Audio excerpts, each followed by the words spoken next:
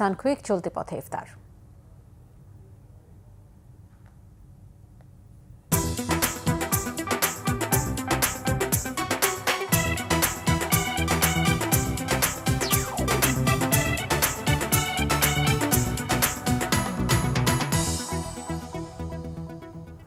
পথ পেরিয়ে পরিবারের সাথে ইফতার করতে অনেকেই ছোটেন নিজ গন্তব্যে, তবে পথেই যাদের ঘর তাদের ছুটে চলার নেই তারা।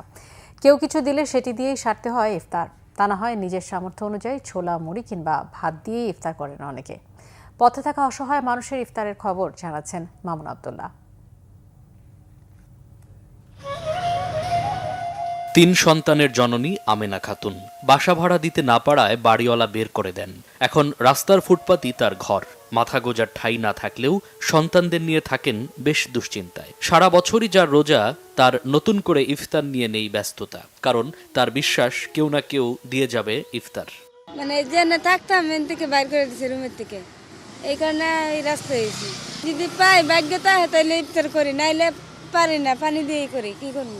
তার মতো আরেক অভাগা ইসহাকুল মিয়া লিভার জটিলতায় স্ত্রী মারা যাওয়ার পর 2 সন্তান নিয়ে ভেসে বেড়াচ্ছেন রাস্তায় রাস্তায়। ইফতারিতে কিছু না কিছু পেলেও সাহারিতে তেমন কিছু জোটে না সন্তানদের নিয়ে, তাই পথ চেয়ে থাকতে হয় তার মতো ফুটপাতে থাকা অসংখ্য মানুষকে।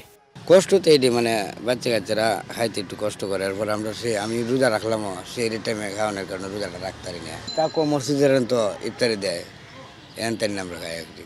রুম ভাড়ার লাগে বারোওয়ালা মনে করেন বাইর করে দিছে ভাই, বউ বাচ্চা পোলা বানলে রাস্তায় নামছি, কি করা।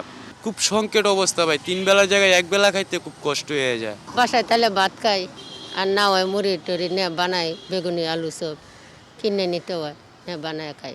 পড়ার জিনিস তো ক্ষয় হয় না, তাও ইত্যাদি কিনাই লাগে, তা ওখানে দেয়, মসজিদ ঘরে দেয়, ওই মসজিদ ঘরে দেয়। ইফতারি করে এখানে কি ওখানে, মানে রাস্তাঘাটে আর কি, বাসা বাড়ি নাই তো, রাস্তায় ঘুমাই, রাস্তায় থাকি।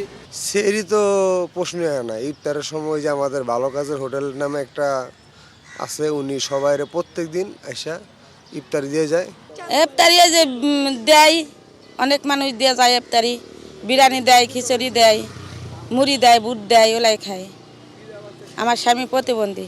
ইফতারের আগে যখন সবাই পরিবারের সাথে ইফতার করতে দ্রুত গতিতে ছুটে চলেন, তখন রাস্তাতেই থেকে যান এসব অসহায় মানুষ। উঁচুতলায় যখন সবাই সামর্থ্য অনুযায়ী ইফতার করেন, তখন গাছতলায় উচ্চবিত্তের সহায়তায় পথ চেয়ে থাকেন তারা। হয়তো কারো না কারো একটু সহায়তায় মুখে হাসি ফুটবে তাদের পরিবারেও। মামুন আব্দুল্লাহ, বাংলা ভিশন, ঢাকা।